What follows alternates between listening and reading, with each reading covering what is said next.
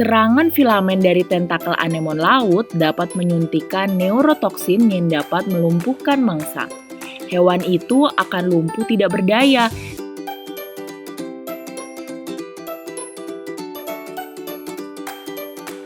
Hai kids, siapa yang sudah tahu apa itu anemon laut?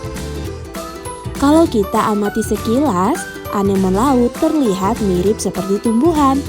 Tapi, anemon laut merupakan jenis hewan yang bentuk tubuhnya seperti bunga. Hewan ini hidup di daerah terumbu karang yang dangkal. Lalu, apa saja ya fakta menarik anemon laut? Yuk kita cari tahu. Sebelum kita lanjut videonya, jangan lupa klik tombol subscribe dan tombol loncengnya ya.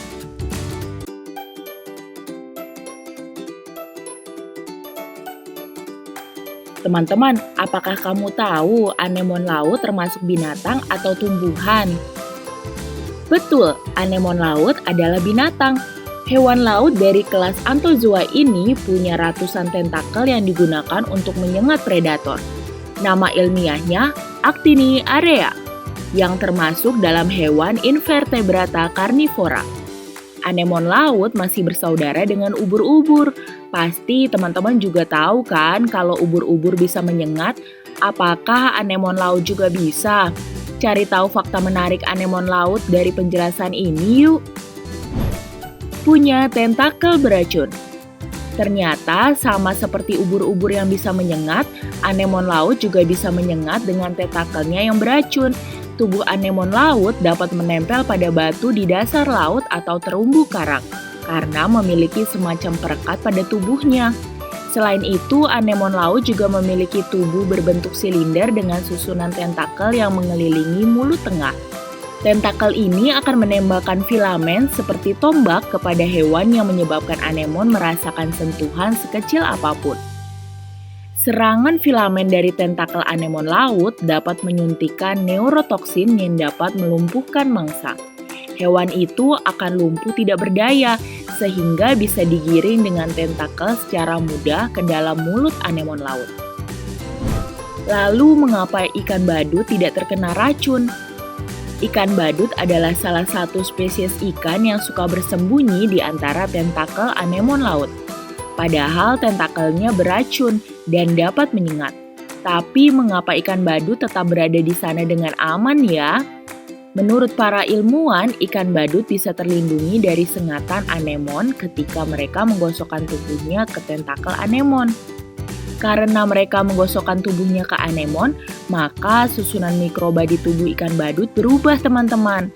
Berubahnya susunan mikroba pada tubuh ikan badut inilah yang kemudian membuat ikan badut tetap aman dari sengatan anemon laut.